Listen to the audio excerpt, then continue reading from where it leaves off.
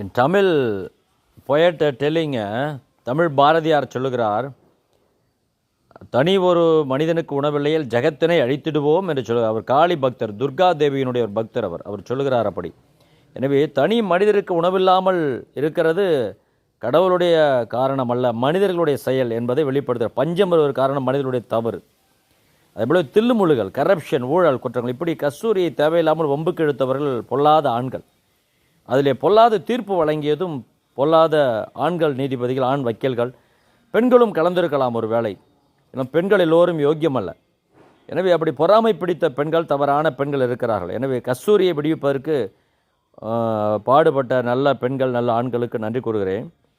பெண்ணிடத்தை பாதுகாக்கும் போது நாம் கெட்ட பெண்களை மதிக்க வேண்டும் என்ற அவசியமில்லை, ஆனால் நல்ல பெண்களை மதிக்க வேண்டும். எனவே கஸ்தூரி விடுவிக்கப்பட்டது பாராட்டுக்குரியது. அவர் அப்படி ஒன்றும் தவறான ஒரு கருத்தை சொல்லவில்லை.